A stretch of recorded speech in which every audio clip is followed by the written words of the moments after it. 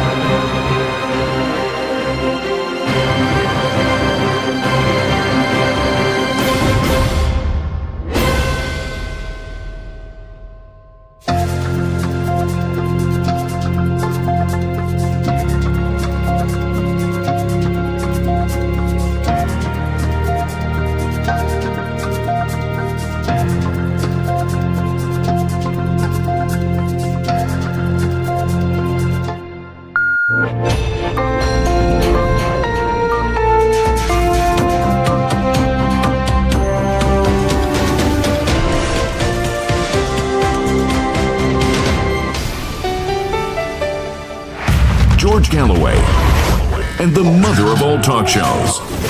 Welcome to the Open University of the Airwaves with George Galloway. Liberty is dying in England's green and pleasant land. Rage, rage against the dying of the light. And children are still being slaughtered on an hourly basis in the Palestinian territory known as the Gaza Strip. Now, the Holocaust has begun to move towards Jerusalem and the West Bank.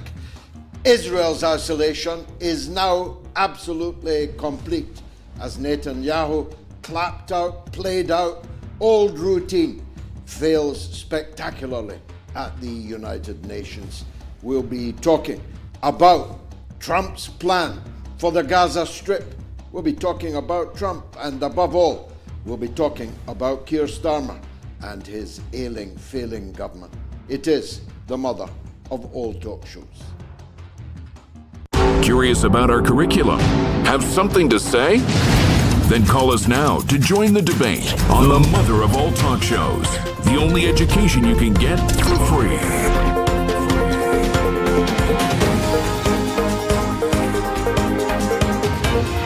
George Galloway, the mother of all talk shows. With George Galloway, the world is our classroom, and you're welcome to sit in and join the seminar. I'm tired and weary, but I'll still soldier on and right on until the end of the road. I will never succumb to the death of freedom and liberty in my native land. But having sat through all of the parliamentary proceedings of the passage of the Terrorism Act, having interviewed the Honourable Craig Murray, for example, the British ambassador arrested at Edinburgh Airport under terrorism legislation, having interviewed Richard Medhurst, Kit Clarenberg, and others who have faced the very same as I and my good wife Gayatri faced at Gatwick Airport yesterday morning, I can only say that up close and personal and in real life, it's way, way more ugly than it ever seemed before. To hear the words spoken by an armed policeman, his jacket off so you can gaze at his sidearm, that you are not under arrest, but you are not free to leave. To hear the words spoken, you do not have the right to remain silent. To hear the words spoken, that if you do not comply and cooperate and answer any and all of my questions, you will be automatically committing an offense under the Act. That's when I really knew that liberty in England, in Britain, in this once proud democratic country, a country that for many centuries boasted of the Magna Carta, many centuries boasted of its reasonableness, of its moderate nature, and castigated all others around the globe for falling short of our standards. That's when I knew that we as a country are in serious trouble. That a 71-year-old, 7 times elected British Member of Parliament, a Member of Parliament until last year and across 5 different decades, the leader of a legal British political party with hundreds of thousands of votes, and the presenter of virtually the biggest political current affairs show in the Anglosphere, in the Western world, I could end up with 2 armed police officers in a sealed room in an airport in England for no reason at all. Well, there is a reason, but it is not the reason that they stated. We were questioned, myself for around 4 hours, Gayatri for around 5 hours, and then released without charge. For what charge could there possibly have been? How could we, me and Gayatri, have anything to do with terrorism? How? Well, we certainly were not enlightened during the collective 9 hours of questioning. Not a single effort was made to show cause for having detained me and her with armed officers in public in an English airport. Not a single question. And they ranged far and wide, right down to Gayatri's famous fingernail, painted in the Palestinian colors. Why? Why is your fingernail painted in the Palestinian colors? What's your attitude to the conflict in Gaza? Who persuaded you of this point of view? Why do you admire Mr. Lavrov? Why are you so friendly to China, a country with which Britain maintains absolute and full diplomatic relations, and every big company in the United Kingdom is doing business with China, and we're not? They would dearly love to be. What does that have to do with terrorism? What do my views on Xi Jinping have to do with terrorism? What do my views on Lavrov have to do with terrorism? What does Gayatri's fingernail have to do with terrorism? Well, of course, you all know the answer is nothing at all. The reason why they detained us at the airport under the terrorism legislation, assuming that they already know that we are unintimidatable. If they don't know that, they're too stupid to be anti-terrorism police. They're too stupid to be in MI5. If they think they can intimidate me, not even death will intimidate me. So assuming they know that, there is only one reason why they detained us there under that legislation. It was to gain access to our communications, to confiscate phones, to confiscate laptops, and to enter and burgle and see what they can do with our private communications. They asked me for a password for a phone that was not mine. I said, I don't have the password. But if I did, I wouldn't give it to you. They said that would be an offense under the Terrorism Act. I said, well, here's my defense to it. Number one, I was, until last year, a member of parliament. I'm in possession of vast amounts of confidential correspondence concerning my constituents, including constituents with troubles with the Greater Manchester Police. Secondly, I am a journalist and a broadcaster, as well as the leader of a British political party.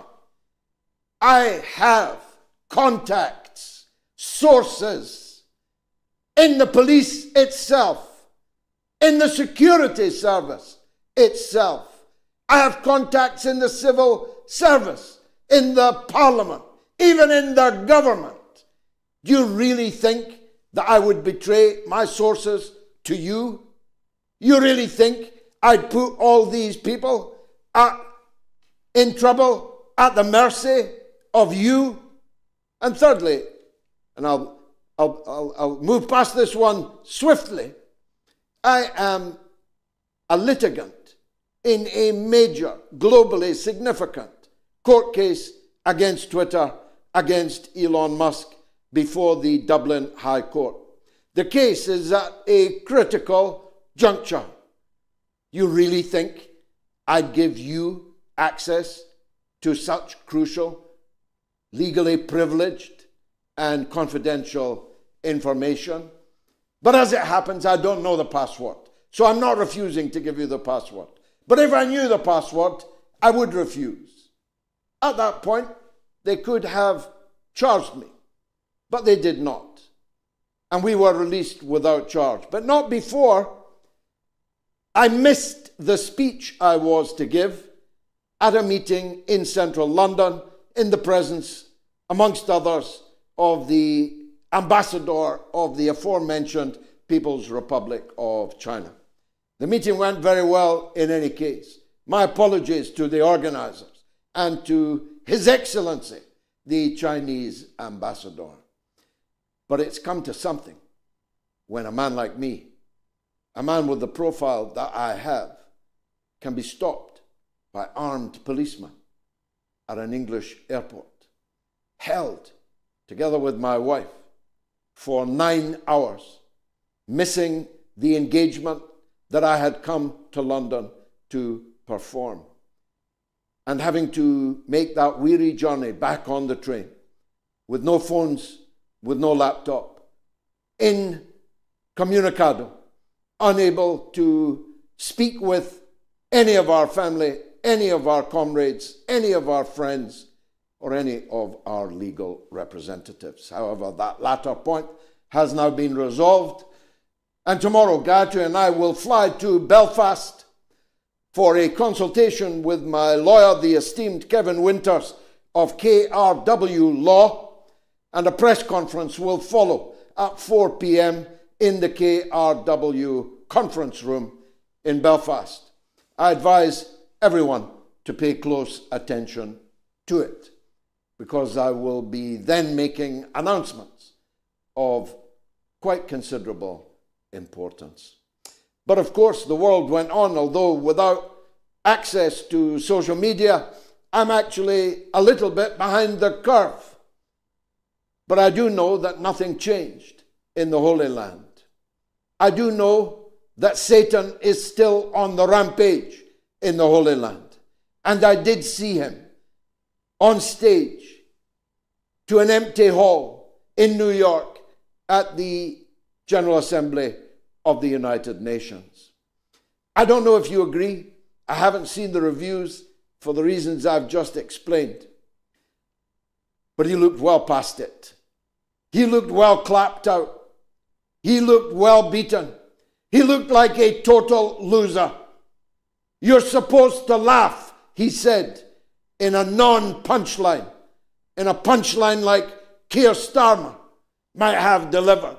You're supposed to laugh, but nobody is laughing. But the world looks like it's going to have the last laugh over Benjamin Netanyahu. Israel has never been and never dreamt of being as isolated in the international community, the real international community, not the ones who live in Western countries and whose leaders have white faces. No, the international community, humanity, the world, 8 billion people, the vast majority of whom spit upon the name Netanyahu and hate Israel with a vengeance.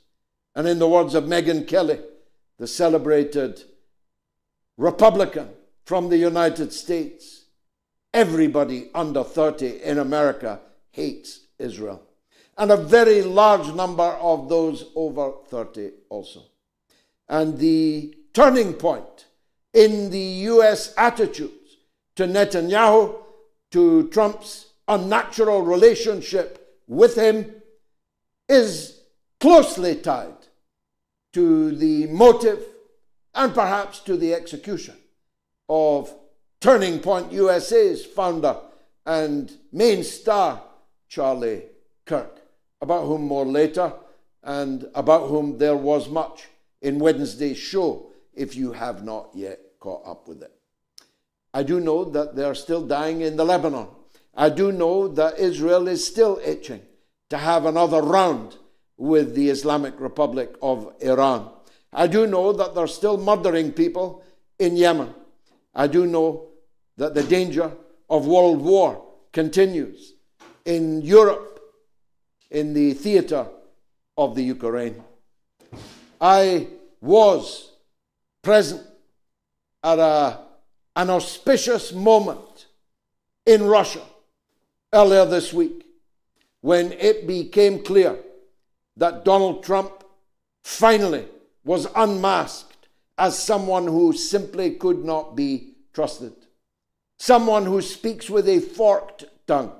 Someone who goes to Alaska and says that there's an Alaska track to a peaceful settlement of the NATO-Russia war in the Ukraine. Somebody who sends his emissaries to Moscow, where they're given a red carpet, where they're given royal treatment, and where everything seems to be getting back on normal track between the United States and Russia, but who, whenever Zelensky sits on him like a sofa that bears the impression of the last man that sat on it, I do know that when he gets back into the clutches of Miss Lindsey Graham and the other deranged, unhinged neocon warhawks in Washington, that the whole story changes and that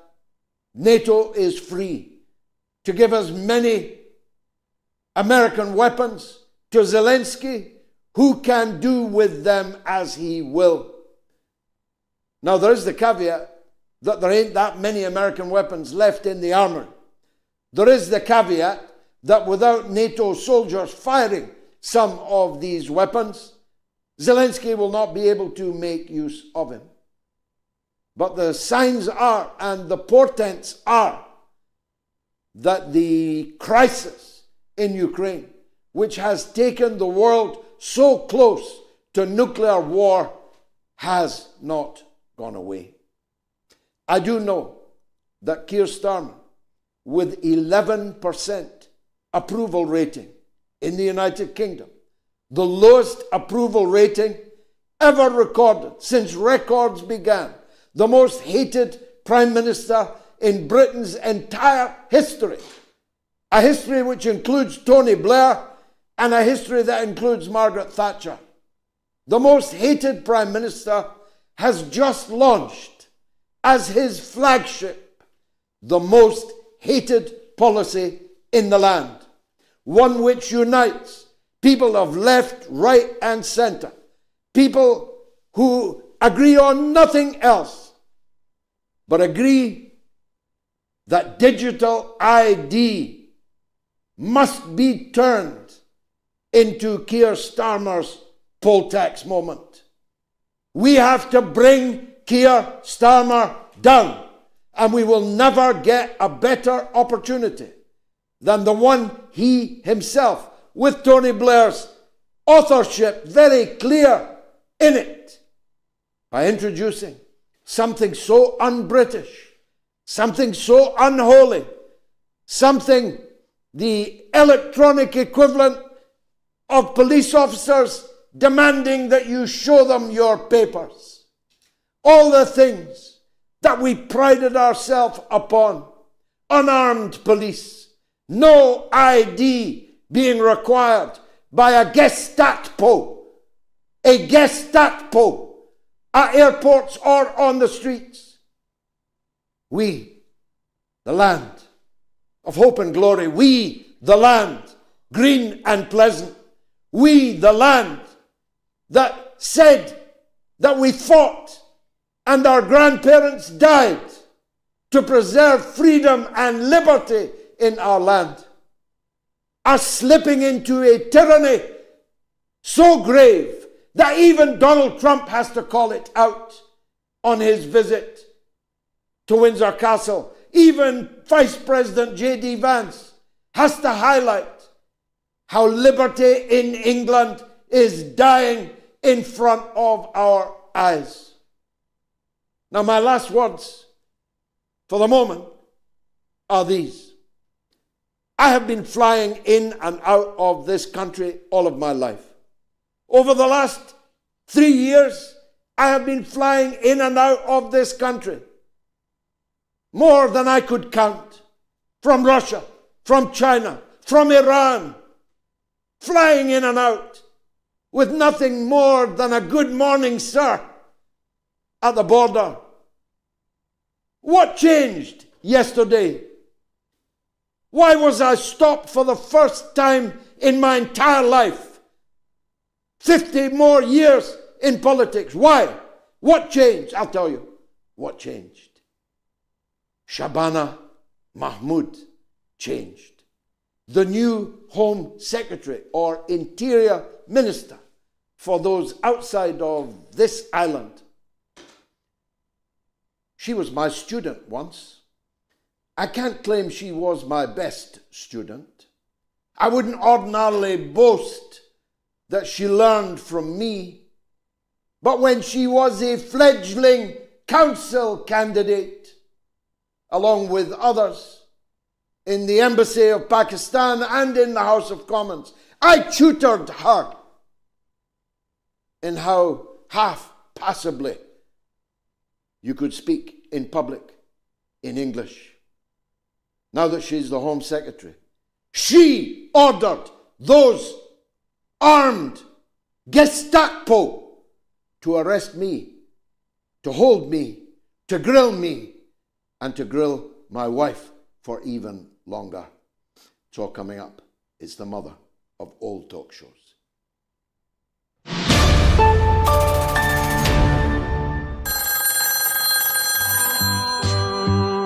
There's a legend on the line in Oklahoma. It's May on Trump. Welcome back, May. Trump is using a magic 8-ball to make his decisions. He apparently has completely lost whatever mind he had to begin with. This is just ridiculous. Does he really think anyone's going to believe that? I'm here to say, and I'm here to join you and everybody else, the emperor has no clothes on. He's as naked as they come. And unfortunately, I'm pretty sure he got naked with some young people. And that is why he so desperately is trying to kill this whole Epstein thing. And he's just making it worse. I'm wondering when Donald Trump knew that he was implicated in these Epstein files and what it was that he knew. That's the big question, because he wouldn't have been banging the Epstein drum all this time and then suddenly to pull the rug. That tells me that it was a late decision, that someone came late to Trump to say, you know, you really don't want to be doing that.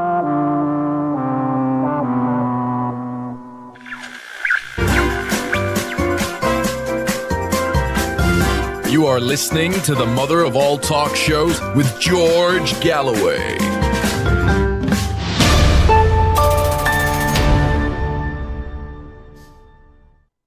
Should Israel be kicked out of all international sport? Yes or no? A massive response to this poll. I'm only now reading it out, but it's 38,782 votes already in, and a pretty overwhelming result. So let's try and get this, the biggest poll we've ever had, to send an unequivocal message. Should Israel be kicked out of all international sport? Yes or no? You can vote on my Telegram channel, t.me/George Galloway. You can vote on my X.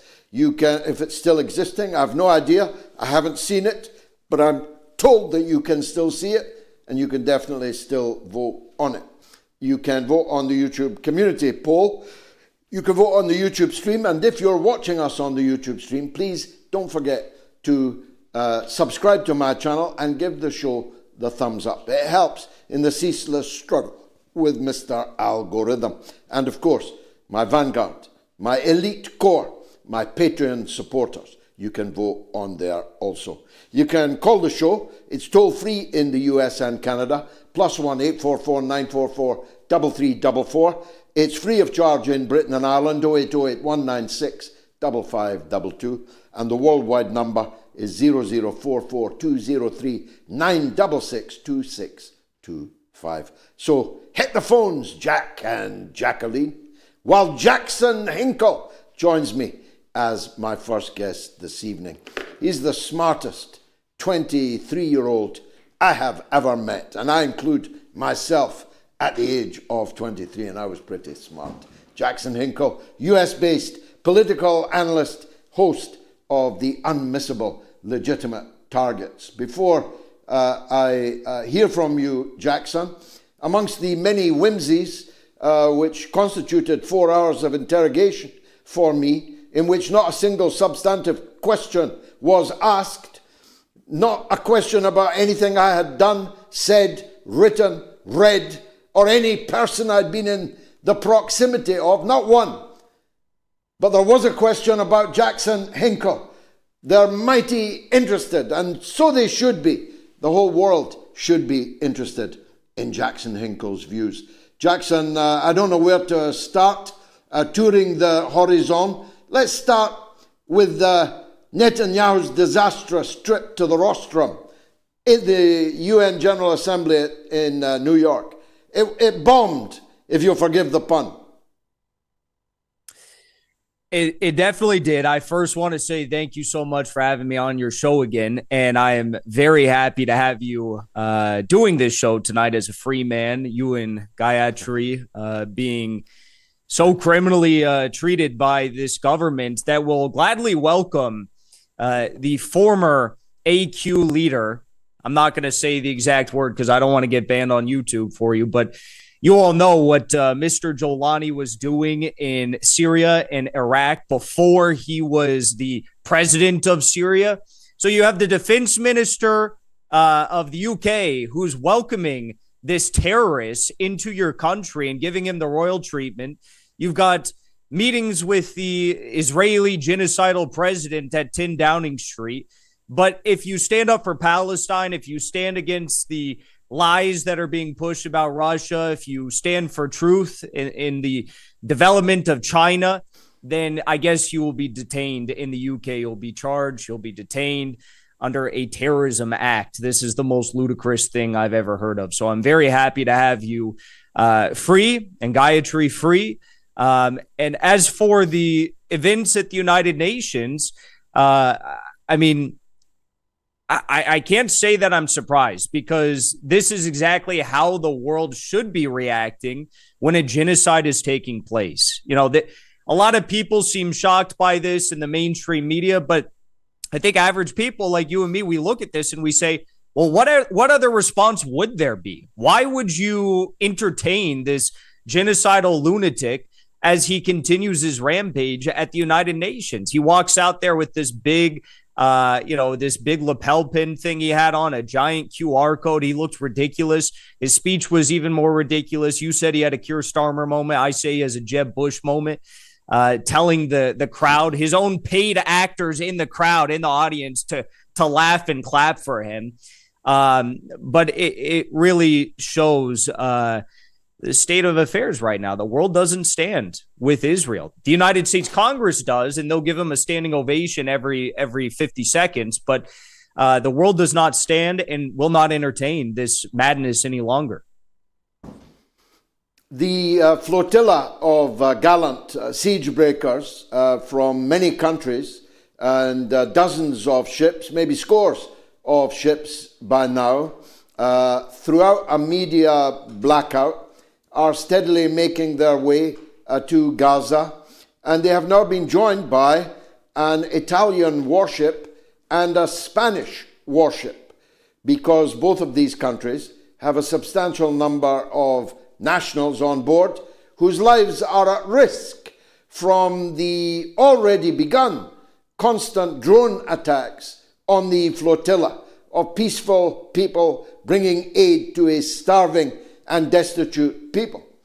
The Italian government had to be forced to do this by widespread labour unrest in the docks, by mass civil actions and protests on the streets of Italy. The Spanish government, well in advance of the Italian, has also decided to send a warship. This means, Jackson, if Israel attacks the flotilla, these warships will become engaged. And if they do, if Israel fires on NATO warships from Italy and Spain, an Article 5 moment will have arisen, and NATO will be honor-bound, if not treaty-bound, to come to the rescue of the Italian and Spanish naval forces. This story is sailing towards a very, very big conclusion, don't you think? I do, and I wonder how far those naval vessels are actually going to join along with the Global Summit flotilla, whether they're going to try and actually get that flotilla all the way to Gaza and get the aid into Gaza for the first time. This would be the success of an operation of this kind. So we'll see how far they go. Greece, their Navy, has also notably said that they will ensure the safe passage of the flotilla onward to Gaza. So that's a third country that's come out. But I think the important point here is just how serious countries are taking the aggression from Israel against these peace activists who are not armed. They're on like sailboats. They have aid. I guess that's a weapon against Israel. Aid is a weapon. And the Italy won't even recognize a Palestinian state. Italy is still supplying, defensive weapons, as they call them, to the Zionist entity to carry out this genocide. But Italy understands that Israel is so deranged that they actually might, in fact, try to sink these ships or take out the people on the ships. And this is something Israel has denied doing. They said, we didn't launch any drones. We didn't do any chemical attacks on the people on these boats. But they were actually debunked by the U.S. Special Envoy, Tom Barrack, who came out and said that Israel has committed attacks in Tunisian waters over the past few weeks. So Israel is doing this. Everyone is very concerned. I'll say, not of the head to Italy, but a bigger salute to Spain, because Spain is really sticking their necks out. The Prime Minister, Pedro Sanchez, he's not perfect. He's not good on Russia, as I understand. But when it comes to this issue where we have so few voices in the West who are actually doing anything, he is really sticking his neck out to try and show the world that there's some dignity left in Western countries. Amen to that. Now, not unadjacent to this discussion so far is the ongoing crisis around the murder in plain sight, in broad daylight, of the Turning Point USA founder and star Charliekirk. I've never seen an official narrative die so quickly and so completely, comprehensively, almost embarrassing to recall that just a week ago we were told this trans activist on a roof with a World War I rifle took out with perfect accuracy the jugular vein of a man 150 yards away, and that nobody else was involved, despite the decoys, despite the reported drone activity around the arena, despite the audio and visual evidence to the contrary, despite the extraordinary conduct of the post-crime scrub of evidence, despite the lack of an inquest, the lack of any involvement of the coroner, that we were asked to believe that story. But nobody in America now believes it, do they? No, no one believes it. I mean, even at the funeral service of Charliekirk, you had announcers there from the Trump-sanctioned media outlets on the right wing that were very close with Charliekirk. And the announcers, who are all very, very, very good friends with Charlie and worked with him for years for this media network, they were saying things like, you know, I don't believe the official story. None of us up here believe the official FBI narrative. We were speaking with thousands of people in the crowd waiting to come into the funeral. They don't believe the official story. I mean, just you don't even have to look at any of the other evidence. All you have to look at is the claim that a 30-06 round was allegedly the round that was used to assassinate Charliekirk. This is a round, for people who don't know, that hunters use to hunt elk and moose. And if you shoot it through a moose, it'll go through and hit another moose behind it and go through that moose.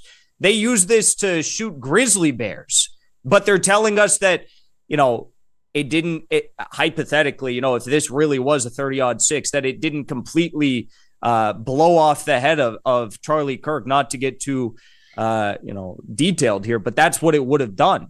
At least there would have been an exit wound, but they're telling us there's no exit wound. We have to believe whatever they say because they won't show us any autopsy report. There's some conflicting reports over whether an autopsy even happened. There was a FBI or a police dispatch from the local police department which said that no autopsy happened. That hasn't been confirmed, but in the state of Utah, autopsies are legally mandated for murder victims. So there's so much to unpack here. I think we all need to come together and just admit that this is a cover-up. The official story doesn't add up. This was some sort of a conspiratorial operation that was undertaken to kill Charliekirk.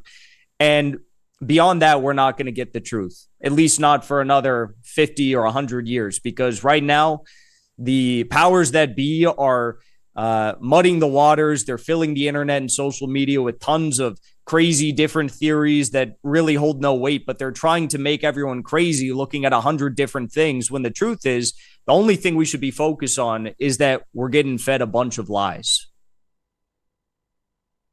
Now, finally, Jackson, I'm grateful always for your time. Two things, actually, if I may. Does the Democratic Party still exist in the United States? Does it have a leader? I haven't heard anything from them or about them. I mean, say what you like about Trump, he certainly fills the vacuum. He certainly fills all available political space. But I have no idea who is currently in charge of the Democrats. Have they wound themselves up? I think the de facto leader of the Democratic Party right now is Gavin Newsom. And pending there's no accusations thrown his way over the next 3 years, I think that he'll probably be the nominee for the Democratic Party. He's not particularly popular, but he's a clean-cut politician. He's a Robert Redford type. Maybe he's got the good look. He's got the swag, and he can win the hearts and minds of middle-aged white women all across America. I think that's what the Democratic Party is banking on. But I don't think that's enough. I think their eyes have been open to what's going on in this world, and it's not as simple as that anymore. You actually have to at least lie to people that you're going to fix some of these problems that are going on, which is what Trump did. But we all see how far that got us with Donald Trump in the White House. So finally, the last thing. Quoting or misquoting or paraphrasing Oscar Wilde, Trump definitely bears the impression of the last person to sit upon him, like the proverbial sofa. And it was bad luck in a way that for those of us who want to see an end to the NATO-Russia war, it was bad luck that Zelensky caught him on a day when he could well and truly impress him, and suddenly the little dictator who had no cards, who was risking World War III, and who may very well be a thief, has become a heroic figure who can have all the weapons that NATO is prepared to pay for.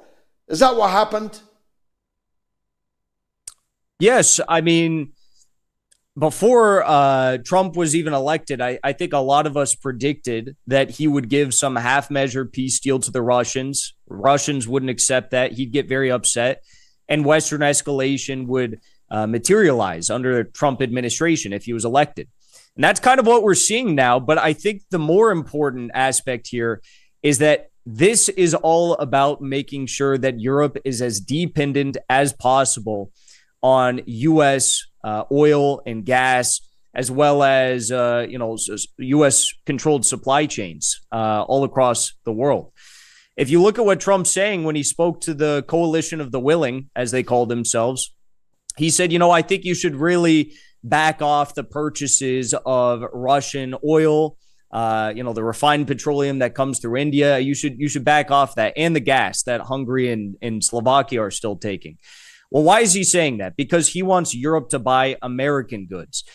In the same week, we saw that Brussels told Poland to cut off the border with Belarus. That is the main trade artery for Chinese goods into the European Union. Now, as I understand, that might be up in the air right now as to whether or not that border is still closed. But you can see what's happening here. Trump is trying to pressure Europe into a position where they will be weak, bogged down, fighting Russia. The U.S. doesn't have to get directly involved, and Europe will become another weak proxy that the U.S. will inevitably make a lot of money off of. The one and only Jackson Hinkle, many thanks for your youthful wisdom as always. Jackson Hinkle, US-based political analyst and host of Legitimate Targets. Let me take a quick break. Then it's your calls right up to the hour. Stay tuned.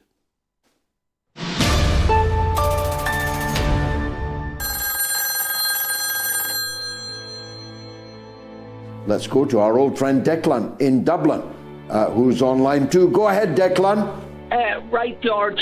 There's a very big protest in the town of Taipei, the last Christian village on the West Bank.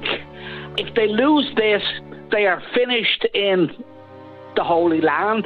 I'd like to take the chance to salute Francesca Albanese, who is the greatest woman, I think, of our generation.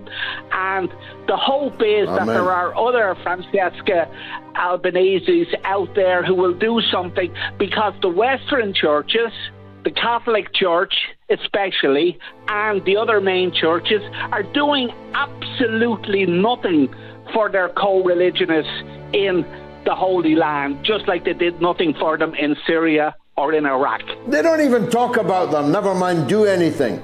And all these Christian politicians, and all these Christian leaders, and most of the Christian clergy haven't done or said even jack to come to their aid.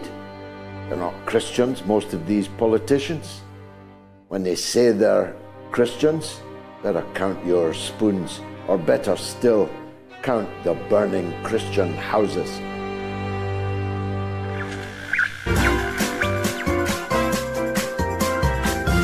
You are listening to the mother of all talk shows with George Galloway.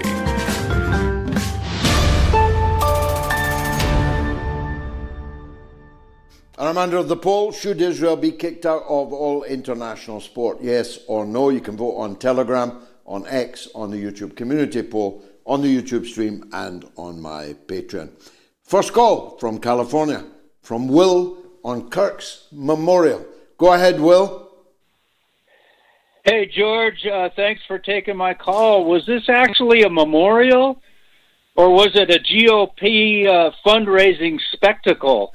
And, you know, while we're all mourning the loss of Charlie Kirk, and the massive event held in his honor is testament to the love and admiration we all have. Millions of views, hundreds of thousands of attendees, attended by the president, many cabinet members speaking. It seemed more like a GOP rally than a somber memorial. And after the pyrotechnics, Erica Kirk spoke to forgive her husband's killer. Unlike Trump, who expressed nothing but hate for people who disagree with him, his entrance was accompanied with his usual rally theme song, making me wonder if he'd focus on Charlie's legacy or do his typical narcissistic tirade. Well, he started off pretty focused on Charlie because of the teleprompter, but soon he went back to his self-praising and touting the greatest economy in history and on and on. The donation letters and emails went out the next day, and they've raised millions, but we're still obviously suspicious of Charlie's death. How do you see it? Well, I'm certain that the official story is false. I'm certain that Charlie was the victim of a conspiracy. Conspirators as yet unknown. And maybe we, as Jackson said, will have to wait many decades, as we did over the JFK and RFK affair, to know the truth. But the truth is definitely not what the US government, the FBI, and in the initial few days at least, the Trump administration alleged. The conspirators may be very close to Charlie Kirk. I happen to believe that they are, maybe very close indeed.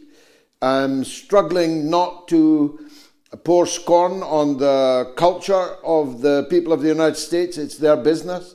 But no funeral of a beloved figure in our country would look remotely like that which was the send-off for Charlie Kirk.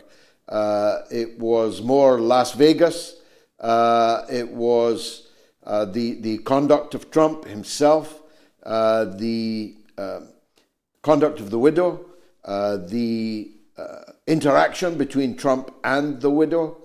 The entire thing was entirely alien to this side of the Atlantic. There was nothing somber about it. Now, the US, the American people are, of course, fully entitled to express their loss and mourning any way they like. I'm just giving you an honest appraisal of how it looked from here. I don't know if the official version can withstand much more discrediting before it is officially abandoned. Might even be in the process of being officially abandoned right at this minute. We'll find out, of course. And the trial of the, in my view, falsely accused, at least falsely accused of being a soul killer, soul murderer, we've still got that to come. Unless, of course, he's Epsteined in the prison in Utah, God forbid. Will in California, thanks for kicking off the show. Should Israel be kicked out of all international sport? 97%, 82, 89, 94, and 91% say yes. So it's academic whether you vote yes or no, but it's not academic if you vote in overwhelming number. It will be a very, very big opinion poll indeed if you vote in overwhelming number. On my Telegram, on my X, on the YouTube community poll, on the YouTube stream, or on my Patreon. Now, you can scan the QR code on the screen now and leave me a comment if you're watching on the YouTube stream. Keep it clean and I'll try and read it out. Peter Frohwein says, as an American who now lives in Russia, I can 100% confirm that Russia today is freer, safer and more democratic than the UK. Very sad, but true. And I only emerge after dark. If George can be arrested for terrorism, then anyone in the UK can be arrested. That's really the long and the short of it. If they will arrest me me at an English airport under the Terrorism Act. What about you? What hope have you got? Z.A. Lugazade says, beware, you were probably drained long enough for them to install Israeli Pegasus surveillance software on all your devices. Ditch everything and get new, clean equipment already in hand. Lugazade, but thanks for the advice. Elvis sends £10 and says, outrageous what this UK government arresting someone of your standing and your good wife of terrorism while giving red carpet to the head-chopping ISIS leader ruling Syria. Thank you, Elvis. I've always been a member of your fan club. Christina Hines says, stay strong, George Galloway and Gayatri. Millions of people stand with you. I will be spreading even more of the truth now than usual. Whether the authorities like it or not, we will never be silenced. Amen to that, Christina. Let's go to line one, where the legend that is Simon from Weaponized News has a thing or two to say on King Tony of Gaza. Go ahead, Simon. Greetings to you, Mr. Galloway, or as you shall hereafter be known, Norman Stanley Fletcher of Porridge fame. I would also like to give my greetings to your worldwide audience, of course. This is my 99th call, so I'm very close to your challenge. Oh, wow. And indeed, there has been a great deal going on while you are not arrested, but otherwise detained. And today we have the Moldovan elections, and the assembled forces of NATO are on the Romanian border, ready to intervene should they not achieve the desired result, having arrested two leaders of the opposition, jailed one, and banned two major opposition parties, just in case people should be inclined to vote the wrong way round. It should be noted, of course, today that we have the Labour Party conference occurring, despite Keir Starmer's record low opinion poll ratings. And he'll no doubt be most reassured that the good folk of Switzerland have voted at their second asking, because of course the EU always asks you to vote twice if you vote the wrong way round the first time, as the good folks of Holland and Ireland know to their cost.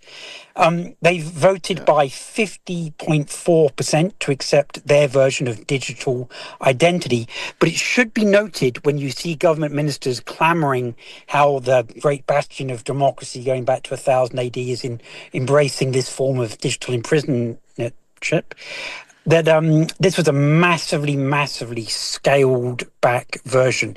It's literally just to prove what your name and whether or not you're over 18. So it's not linked to all your health records and your library records and your bank records and your tax records and the last row you had with your wife and all these other kind of pieces of information that the British government now seemed determined to force us to sign up for, should we wish to remain in employment or ever take a new job. Lisa Nandy has been very, very clear in expressing just how great the scope of that will be. But talking, of course, of the evil Tony Blair, whose son, Ewan Blair, member of the British Empire, otherwise known by various other acronyms, he turns out to be deeply involved in the company that would be operating the digital ID scheme. That's a sheer coincidence, of course.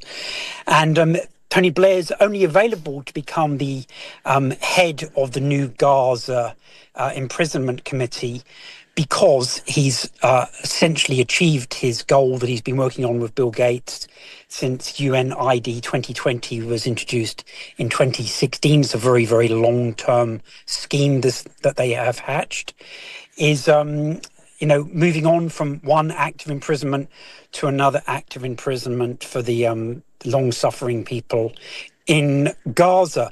Getting to the point of Netanyahu's meeting with President Trump, which is due to start tomorrow, he's right now in crisis meetings in the United States with members of the Judea and Samaria, as he would call them, yeshivas and councils, who have flown delegates overnight to the United States to try and make sure that he doesn't back down on the annexation of the West Bank, because it seems that Trump has promised to members of the Arab League who he met with during the UN week that he would not accede to that.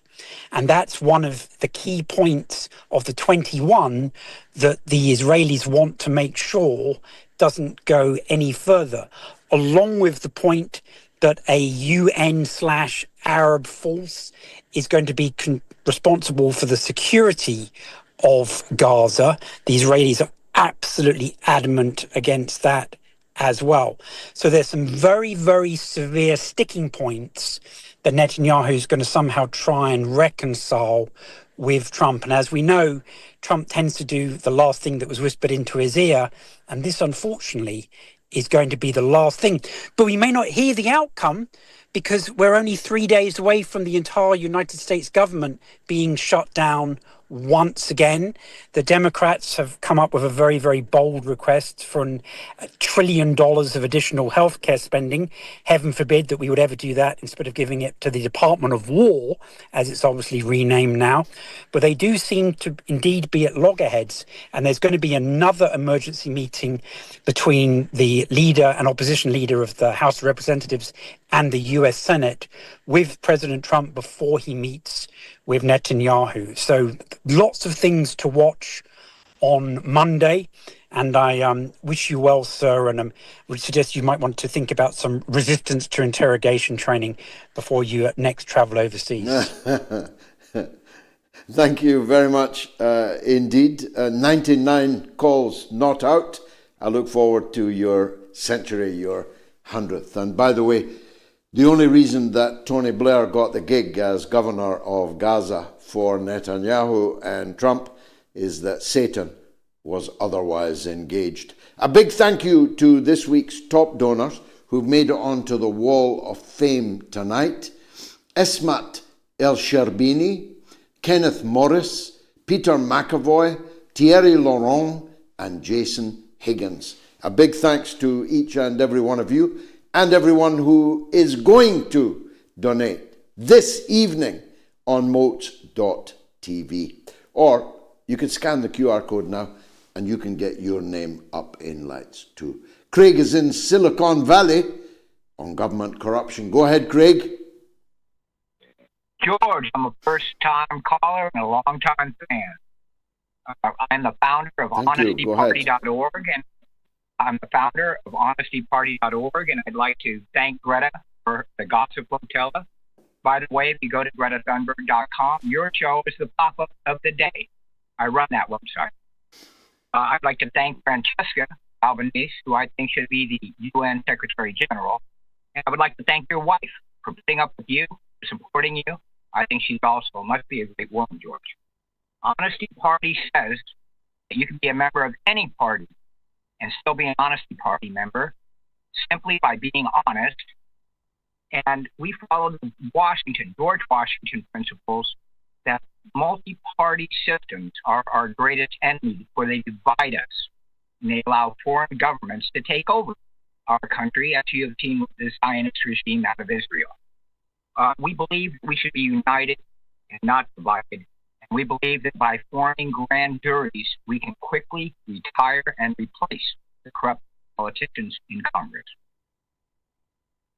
Well, look, I tell you what, Craig, I thought we'd have a better phone line from Silicon Valley. I'll be perfectly honest. I actually can't hear what you're saying. I don't know if that's true of the audience, but do try and call back on a better line. I apologize cutting you short. Now, you've been downloading the Moats podcast this week all around the world. We're number one for politics in Zimbabwe and Botswana. Big hello to my good friends in Zimbabwe and Botswana. We're in the top 10 in Ghana, Lebanon, Egypt, the Philippines, and the UAE. Scan the QR code now and find the link to download. Give us a 5-star rating if you enjoy it. Let's hear from Amanda in London. Go ahead, Amanda. Hello, good evening, Mr. Galloway. I just wanted to call to say that absolutely horrified by what happened to yourself and your wife. It's completely disgraceful.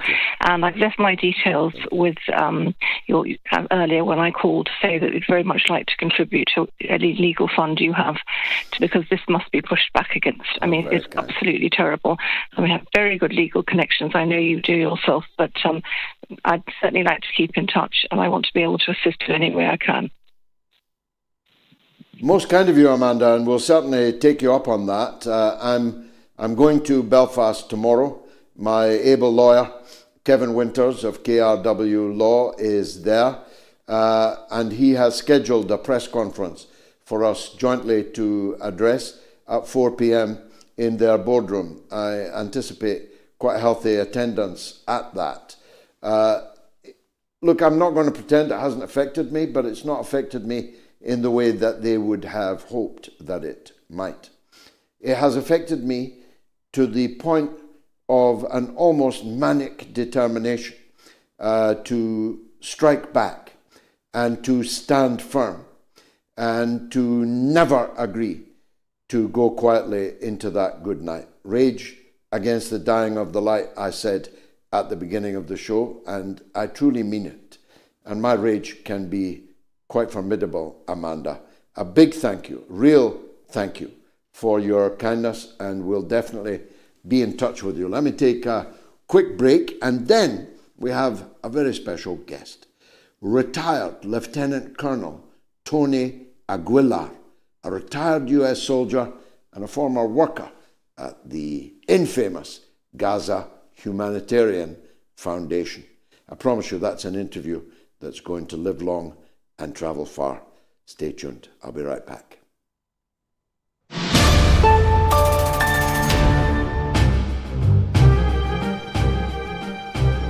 He's a schoolyard bully, Piers Morgan.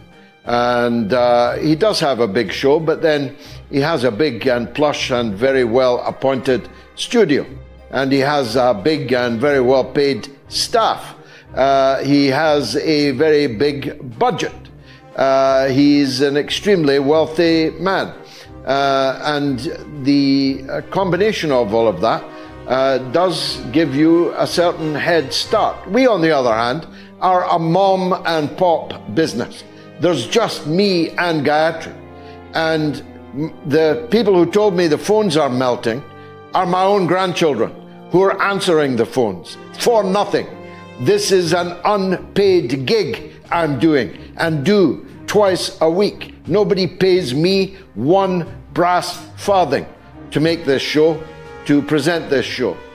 I'm not sure that Piers Morgan would tell you how much he makes.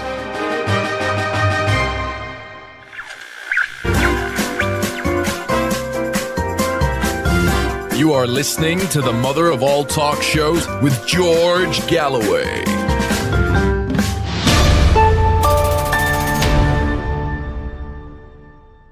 Nearly 40,000 people have voted on our poll. Should Israel be kicked out of all international sport? Yes or no? Vote on my Telegram, t.me/George Galloway, and follow me on Telegram if you don't already do so, because who knows, that might be the final place that you are able to reach me. You can vote also on my X, assuming it's still there. I haven't seen it for quite some time. You can vote on the YouTube community poll, on the YouTube stream, and on my Patreon. Now, retired Lieutenant Colonel Tony Aguilar is a very special retired US soldier who became extremely famous because he decided to tell the truth and blow the whistle on what's really happening in the mass killing and maiming involving the Gaza Humanitarian Foundation. I've been hoping to speak with the Colonel for quite some time, and I'm glad that we are able to do so now. Lieutenant Colonel, thanks for joining us. Just in case you didn't know, you became something of a revered and celebrated figure in the United Kingdom when you spoke the truth. I mean, you didn't do anything more exceptional than that, though that has become the exception rather than the rule. But for those in the worldwide audience who don't really know what it is that you're now famous for, would you kindly recap on what the evidence of your own eyes that you imparted to the US public now a couple of months ago? Yes, so I worked for the Gaza Humanitarian Foundation under a private contract security mechanism in Gaza.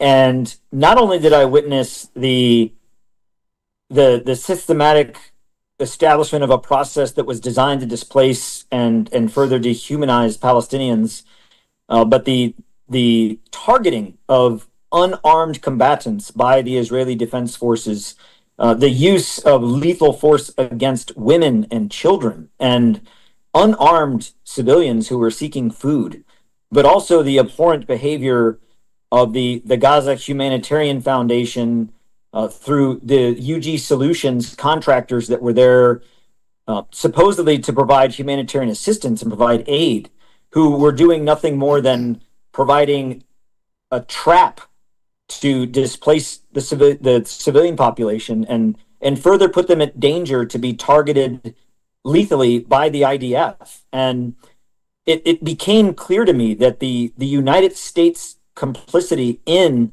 the genocide is a clear and deliberate plan, a plan that ends with the killing of all Palestinians and their eviction from their land, to then be turned into a real estate bonanza, as Minister Smotrich put it.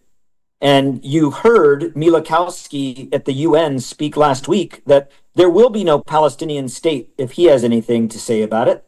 That is in clear violation and in contention with what the rest of the world has said is right. Israel is a pariah and the United States is their bedfellow. And we are on the wrong side of history right now, and we need to put an end to this. It's hard to understand why, though, Lieutenant Colonel, the cost of America's hyper relationship with Netanyahu, with the settler state, it's evident now to all with eyes. As Megyn Kelly said, everybody in America under 30 hates Israel. Allowing for a little bit of hyperbole, she's not far wrong about that. And yet the politicians are the last to move. The US Congress and the White House, whoever's in it, remain the indissoluble twin of the Zionist state. Why? Well, I think, for example, myself, I do not hate Israel, but I detest Zionism. I love my country, but I think that our leaders are weak and corrupt, and they've been corrupted by money and power promised to them by the Zionist government of Israel that does not represent what I feel is the majority of what Israelis think, and certainly does not represent what Judaism is. Zionism is not Judaism. Christian Zionism is not Christianity. This is a perverse interpretation for those that want to gain power and line their pockets. And as I said in Congress, when I stood up and I protested and I was arrested by my Congress, having served in uniform for 25 years, I have fought in every war that my country has fought in for the last quarter century. And I have done so with sacrifice and commitment. And now, when I want to speak against genocide and speak against what is abhorrent in this world and not aligned to American values, my Congress arrested me for simply stating that we are complicit in a genocide and to follow your oath. There are lawmakers in America that are compromised by money, blackmail, and power. What I have to say is not an anti-Israeli message.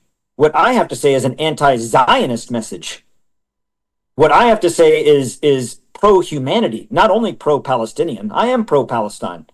I'm also pro-humanity. I'm also pro-America in that our values should be aligned more so to the Palestinians than anything else in this battle. That we should be supporting the right to self-identity and the right to to exist. We of all nations should be supporting that, and we're not, because our leaders are compromised. And to me, that's not something that I can stand for. I cannot go quietly into the night and accept that our leaders, with our Constitution, as a United States Army officer, I swore to uphold and defend the U.S. Constitution against all enemies, foreign and domestic. The founding fathers of our nation put that in in our oath, recognizing that at times the enemy can come from within, and the enemy is compromised by power and money, and it is disgusting. And it's something that I cannot stand for, nor that I can be quiet about. Do you think your views are growing inside at least the retired military community? I mean, I'm on very good terms with Daniel Davis, with Douglas McGregor, with Scott Ritter. Now we're all moved by your nobility and eloquence. There seems to be rather a significant number of you beginning to see the light, or am I just wishful thinking on that? Oh, more and more are seeing it, and I believe that more and more have seen it. As an example, the former chairman of the Joint Chiefs of Staff, General George Milley, General Milley, General Mark Milley, as he was, transitioning into retirement, he made it known in his concerns that United States military officers do not take an oath to a king or a queen or a petulant or a Congress or a political party. We swear an oath to the Constitution. And when that Constitution is violated, we have an obligation. Anyone that has served in the United States military has an obligation to speak against that. It is in our oath. So I ask any member of the military, and I ask any member that is retired military, what did you take an oath to? Did you take an oath to a president? Did you take an oath to a foreign government? No, you did not. You swore an oath to the Constitution. And if you are not supporting it, you are wrong. Now, take us back to Gaza, Lieutenant Colonel. The news that was once very plentiful and high profile of what's happening in the famine and at the feeding stations, the extent to which they seem to become kind of Hunger Games, where you run a gauntlet to get a bit of bread at the risk of losing your life, die of starvation if you don't go to the feeding station, die of shell and bullet fire if you do. Is that still going on and just slipped out of the news, or has some intervention been made from somewhere?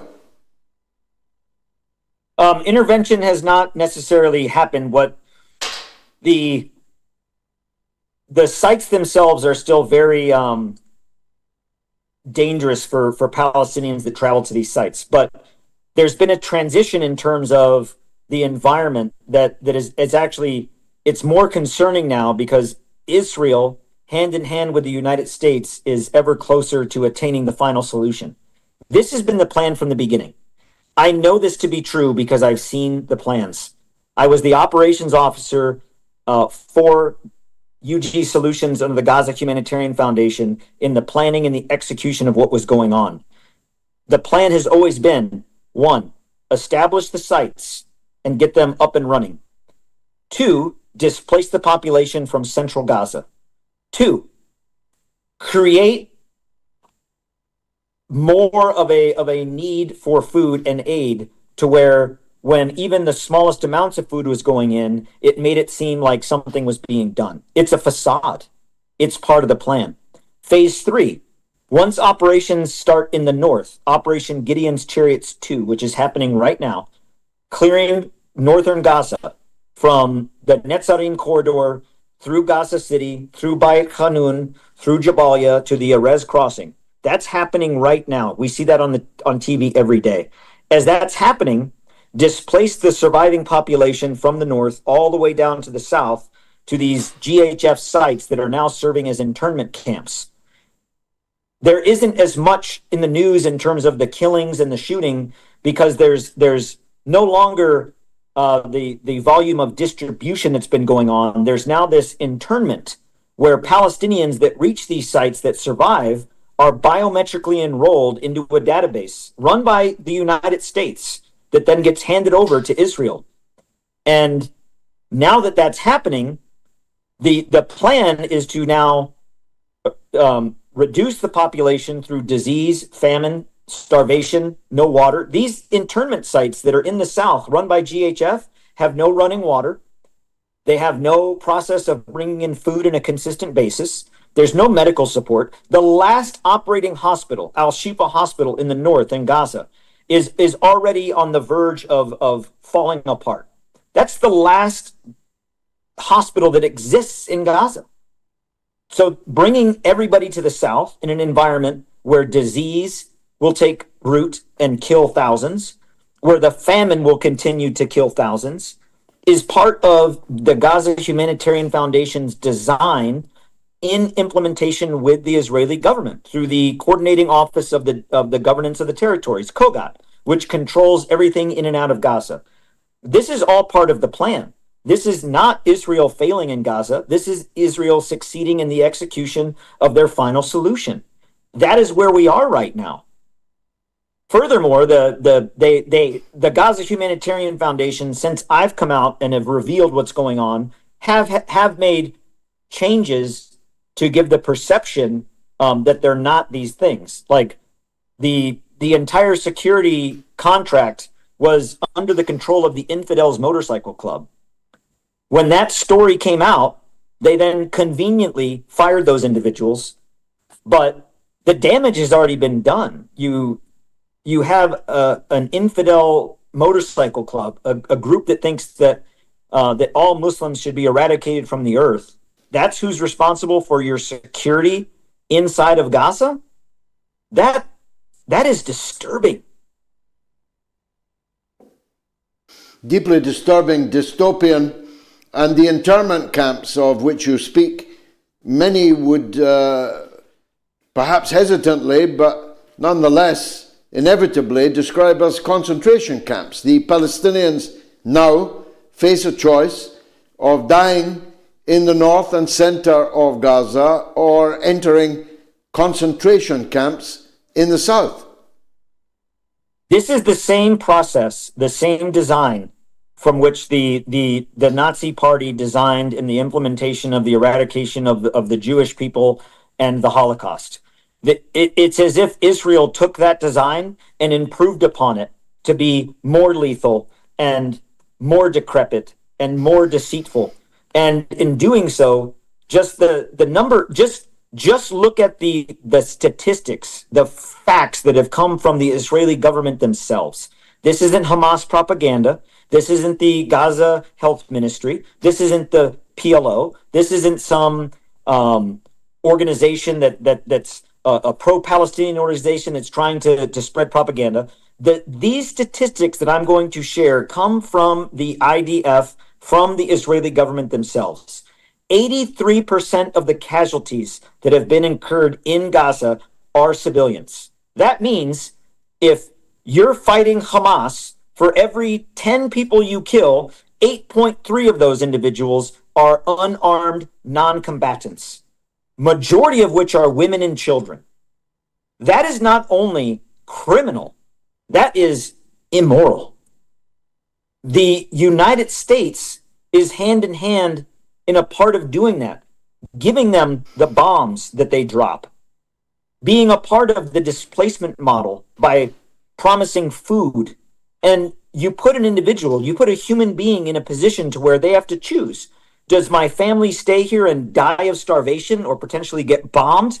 Because if we stay here, we're now considered to be terrorists, because if you don't leave, then you're part of Hamas and we'll kill you? Or do I displace my entire family to this concentration camp in the south, where it's also as much guaranteed that I will likely die from disease, from starvation, from wounds, from various environmental factors, because these people are living in tarp tents with no power and no electricity. They will not survive very long. Children certainly will not. And that was really the hardest part for me in being in Gaza as an American soldier and someone that served my country, that felt that what I was doing was right. And my eyes have been opened, and now looking at that, the children, these young children who had nothing to do with October 7th, will not survive this war. The most vulnerable of the population will not survive this war, because this war has long since departed from war, and what it's now become is a genocide. And that is a fact. The world has now accepted that as a fact. So what I ask America, and when I ask the world, is, what are we going to do about it? Because right now we are on the wrong side of history. Will Tony Blair fix it? No. You know, I think it's interesting. Nobody asked the Palestinian people what their thoughts on it were. Having Tony Blair be the appointed colonial magistrate of the Palestinian territory is a horrible idea.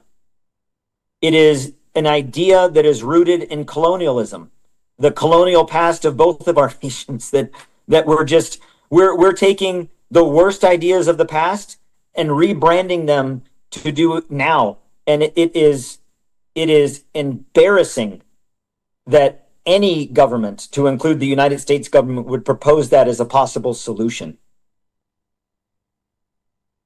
Not since Caligula appointed his horse a proconsul of Rome has there been a more grotesque idea than Tony Blair as the Governor General of Gaza.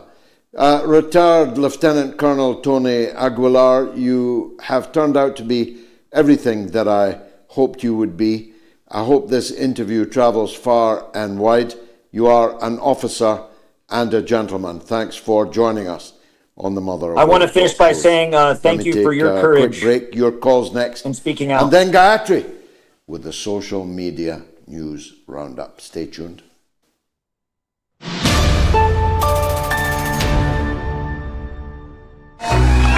A new dawn has broken, has it not?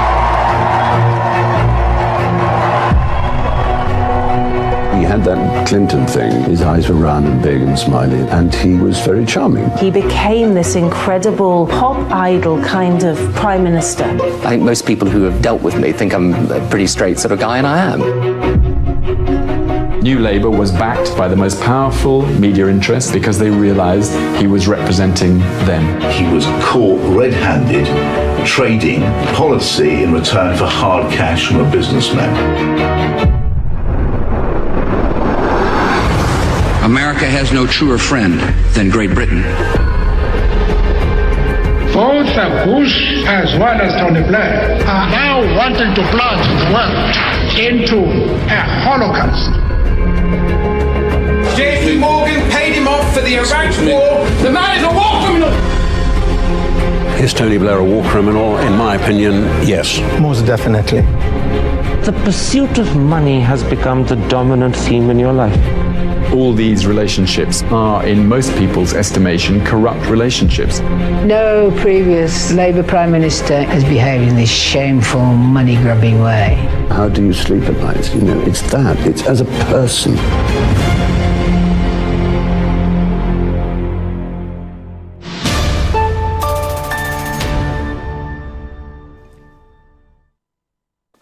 Well, almost 45,000 people have voted now on this poll. It's headed for being the biggest poll of all time, and I've got to tell you, the majority yes vote is definitely also record-breaking. Let's go back to the lines. Zach is in England, in East Anglia, on Palestine. Go ahead, Zach. Thank you very much for taking my call. I just wanted to ask in relation to, obviously, yours and your wife's detainment yesterday. Over the past few months, at least, thousands of people have been arrested for holding a sign saying, "I oppose genocide, I support Palestine action," which has since been prescribed. And obviously, members of the clergy, I'm thinking of Reverend Sue Parafit, an elderly woman, Reverend Bill White, have also been arrested and lost their rights to perform functions and services at the church. And I just wanted to ask, what do you think the future of so-called civil liberties are in the UK, because today The Guardian has now reported that prisoners in HMP Peterborough and HMP Bronsfield will be reprimanded for having any Palestine symbols on them, such as wearing a keffiyeh. So it does feel like everything is working against people in terms of civil liberties. And do you think they can be challenged? And do you think that your detainment, you and your wife's detainment, is just going to be one of many for people in, say, the limelight who speak out against not just foreign policy, but for Palestine and against the so-called anti-terror laws? Thank you. Well, thank you. We have to rage against the dying of this light. Many of you, I know you're saying it already, there was never much light, that England was not the green and pleasant land you are making it out to be, and we never were free, and we never were a democratic country, and so on. Of course, I hear and recognize all of these points of view. But I grew up in what turned out to be a brief moment of social democracy in this country.